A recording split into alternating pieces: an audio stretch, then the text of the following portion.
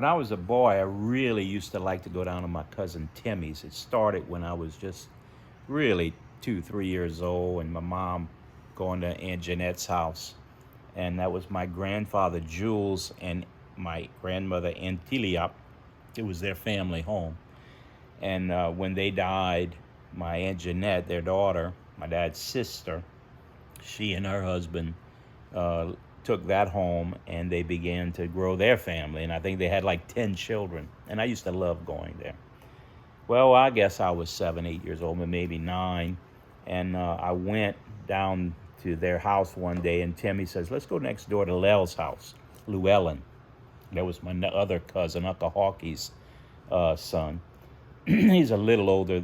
Timmy was about a year older than me, and Lel was probably a year older than him. And so we went over there, and he showed me an old pump, a water well pump.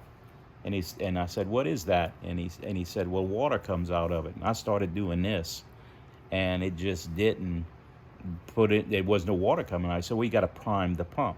Taught me a great lesson in life. So he showed me you pour water in first, and then you start, and it catches the water, and the water started pouring out. Then he wanted to show me how to use a hatchet. And so he's probably 8 or 9 years old. I'm about 8, maybe he's 10 years old. And he says, let me show you how to use a hatchet. And he picks up a piece of wood, puts it down on a stump, and he's showing me how to hit it. And it kind of glances, and then he hits it again, and he cuts the end of about at the knuckle, his thumb off. And the thumb, I mean, it was like slow motion. It was flying in the air. I was watching this as a kid. Wham! And all of a sudden, it's flying in the air, and it went down, and it's on the ground, and a chicken picks it up. And the chicken picks it up, and he starts running. Lel grabs his hand. He said, listen, I'm going to go inside and get this bandage. Y'all don't let that chicken pass the fence where all the other chickens are. I'll never get my thumb back. So he runs in the house to get to his mom.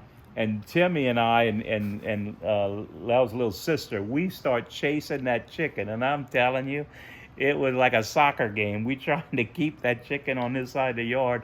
And the more we chased that chicken with the thumb in his mouth, the more we chased that chicken, the more the chicken wanted to get to the back. And finally, the chicken got in the other yard, and when it got in the other yard, all the other chickens came after, and they were pulling it out of his mouth, and then it's flying in the air, and all the chickens are running. He must have had 20 or 30 chickens all around his thumb, and Lel comes out, and he comes out with a big bandage, wrapped in a towel, and he comes out, and he says, where's my thumb? And I said, the chicken got it. Well, I told y'all not to let it go. I said, me and Timmy, and it says, well, we couldn't stop it. We did everything we could. And so we learned at that point, of course, in those days, I don't know what that would have done to have his finger. But in those days, life was interesting. It was always an adventure. And I always have these stories. They were just so vivid in my mind. Life was so vivid. And I just want to thank God that he took my life and made it purposeful, gave me a purpose, and I live with gusto even till today. God bless.